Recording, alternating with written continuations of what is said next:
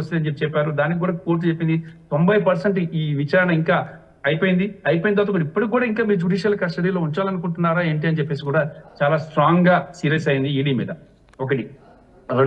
రెండో అంశం ఏంటంటే ఆమె ఎమ్మెల్సీ ప్రజాప్రతినిధి, ఆమెకి రామకృష్ణ మీరు కొద్దిసేపు అందుబాటులోనే ఉండండి. గోపాల్ శర్మ న్యాయవాది మనకి అందుబాటులో ఉన్నారు. గోపాల్ శర్మ గారు నమస్తే అండి. నమస్తే అండి. కవితకి ఎట్టకేలకు బెయిల్ వచ్చింది 165 రోజుల తర్వాత. ఈ జరిగిన వాదోపవాదనలు బెయిల్ ఆర్డర్లో పేర్కొన్న వివరాల్ని చూస్తే మీకేమనిపిస్తోంది? నేను కూడా లైవ్ లో లాస్ట్ 10 minutes విన్నానండి ఇది. ఓకే. అయితే వాళ్ళ డిఫెన్స్ కౌన్సిల్ ముకుల్ రోహిత్కి గారు ఆర్డర్ డిక్టేట్ చేస్తుంటే జస్టిస్ గవాయ్ గారు డిక్టేట్ చేస్తుంటే కొన్ని అబ్జర్వేషన్స్ చేశారు ఆయన. మీరు మహిళకి బెయిల్ ఇవ్వాల్సిందే అంటే ఆయన ఏమన్నాడు, sophisticated women and highly educated women served as a MP and now serving as MLC. You cannot claim bail on that ground.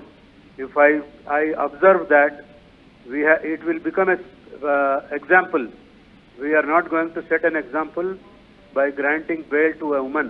ఆ గ్రౌండ్ లో నేను ఇవ్వట్లేదు అని చాలా క్లియర్ గా చెప్పినాడు ఆయన. ఎవరు? జస్టిస్ గవాయ్ గారు. అదొకటి.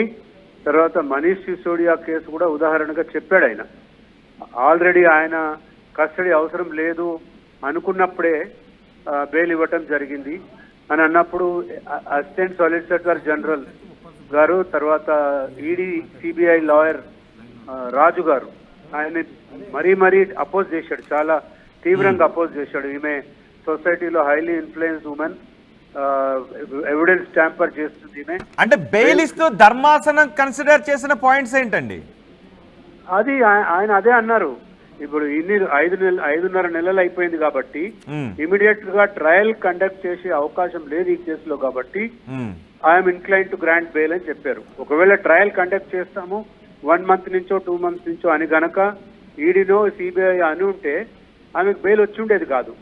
సో నియర్ ఫ్యూచర్ లో ట్రయల్ స్టార్ట్ అయ్యే అవకాశాలు లేవు కాబట్టి ఆమెకి మెయిన్లీ ఆ గ్రౌండ్ మీదనే బెయిల్ గ్రాంట్ చేయడం జరిగింది ఈరోజు. Okay, right. Thank you very much Gopal Sharma గారు. ముప్పాల సుబ్బారావు కూడా మనకు అందుబాటులో ఉన్నారు. సుబ్బారావు గారు నమస్తే అండి. నమస్తే అండి. సుబ్బారావు గారు, మొత్తం జరిగిన వాదోపవాదంలో మీ అబ్జర్వేషన్స్ ఏంటి? కోర్టు అబ్జర్వేషన్స్ అని చూస్తే మీకేమనిపిస్తోంది? ఇప్పుడు దాదాపుగా 5.5 నెలల పాటు 100 కోట్ల రూపాయలు స్కామ్ అని ఏదైతే ఆరోపణ చేయబడిందో ఆ ఆరోపణలో అరెస్ట్ చేయబడ్డారు. అలానే సిసోడియాకి ఆల్రెడీ దీంట్లో బెయిల్ మంజూరు చేశారు ఇదే కేసులో. అలానే మన కేజ్రీవాల్ గారు కూడా మధ్యలో కొంత గ్యాప్ ఇచ్చి రిలీజ్ చేశారు, తర్వాత పెండింగ్ లో ఉన్నాయి. ఇక్కడ మనం చూడాల్సింది ఏంటంటే ఈ కేసు విచారణ జరపాలంటే ఇప్పుడు విచారణ జరిగే పరిస్థితులు లేవు. వీళ్ళు ఛార్జ్ షీట్ ఫైల్ చేయాలి, ఛార్జెస్ ఫ్రేమ్ చేయాలి, సాక్షులను విచారించాలి, బోల్డ్ తతంగం ఉంది. కాబట్టి ఇప్పుడు చేసింది వాళ్ళ మీద ఆరోపణ మాత్రమే. కాబట్టి ఆరోపణలోనే 5 నెలల పాటు కవిత గారు ఉన్నారు. ఇటీవల కాలంలో నిన్నవనంలో మన పత్రికల్లో కూడా మనం చూసాం.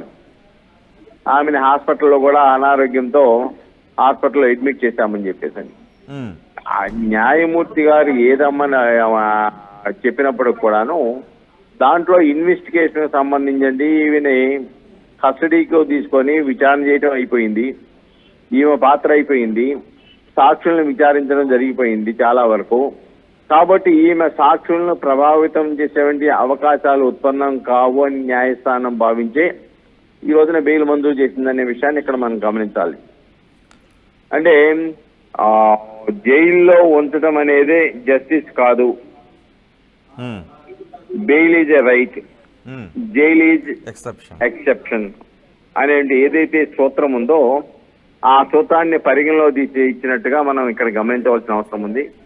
ఏదేమైనప్పుడు కూడాను ఆరోపణ చేయబడింది, ఆరోపణ నిరూపణ కానంత వరకు నేరారోపణ ఎదుర్కొనే వ్యక్తులుగానే మనం భావిస్తూ ఉంటాం. కాబట్టి దీంట్లో ఆల్రెడీ ఇన్వెస్టిగేషన్ కంప్లీట్ అయిపోయింది, ఈమె సాక్షులను ప్రభావితం చేసేటువంటి పరిస్థితులు ఉత్పన్నం కావు అని భావించిన తర్వాతే ఆ కేసులో ఫ్యాక్ట్స్ అన్ని చూసిన తర్వాతే న్యాయస్థానం ఈ రోజున తీర్పు ఇచ్చిందనేది మనం ఇక్కడ గమనించవలసిన అవసరం ఉంది. ఏదేమైనప్పుడు కూడా మొదట్లో నేను చెప్పినప్పుడు చెప్పాను, ఇది అలాగనుకుంటే ఆంధ్రప్రదేశ్ సంబంధించిన వేలాది కోట్ల మద్యం కుంభకోణం జరిగింది. ఉమ్, దాని మీద ఇంతమంది చర్యలు లేవు. కానీ 100 కోట్ల దాంట్లో అత్యుత్సాహంగా ఒక ముఖ్యమంత్రిని అరెస్ట్ చేశారు, ఒక డిప్యూటీ సీఎంని అరెస్ట్ చేశారు, కవితను అరెస్ట్ చేశారు, అనేక మందిని అరెస్ట్ చేశారు. దాంట్లో కొంతమందిని అప్రూవల్ గా కూడా మార్చేశారు ఓకే. ఈ కేసులో. కాబట్టి ఇన్ని పరిస్థితులు జరిగిన తర్వాత దాదాపుగా ఇంకా 5.5 నెలలు జైలు అనుభవించిన తర్వాత ఇంకా బెయిల్ ఇవ్వటమే మార్గం తప్ప ఇంకో మార్గం లేదు. కాబట్టి న్యాచురల్ జస్టిస్ ని ఈ బెయిల్ ఆర్డర్ లో ఏమైనా కండిషన్స్ ఉన్నాయండి?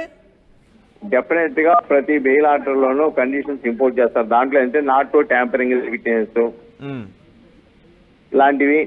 ఇలాంటి దీంట్లో కస్టడీకి ఇచ్చిన మామూలుగా మీరు పోలీస్ స్టేషన్కి హాజరమైన నిబంధనలు అయితే ఇచ్చినట్లేదు. కాకపోతే నాట్ టు ట్యాంపరింగ్ విట్నెస్ అనేది మెయిన్ గా ప్రతి దాంట్లో కూడా ఉండేటువంటి అంశం. అది రైట్.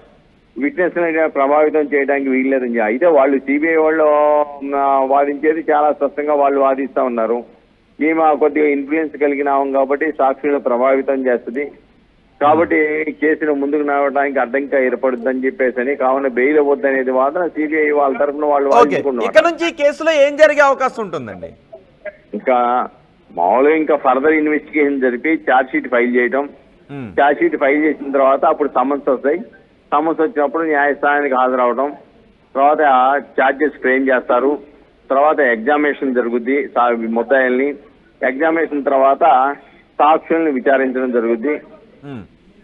సాక్షుల్ని విచారించిన తర్వాత ఆర్గ్యుమెంట్స్ తర్వాత డిఫెన్స్ ఎవిడెన్స్ అయిన తర్వాత ఆర్గ్యుమెంట్స్ వస్తాయి. ఆర్గ్యుమెంట్ అయిన తర్వాత జడ్జిమెంట్ జరుగుతుంది. Right. Thank you very much Muppala Subbarao గారు. కవిత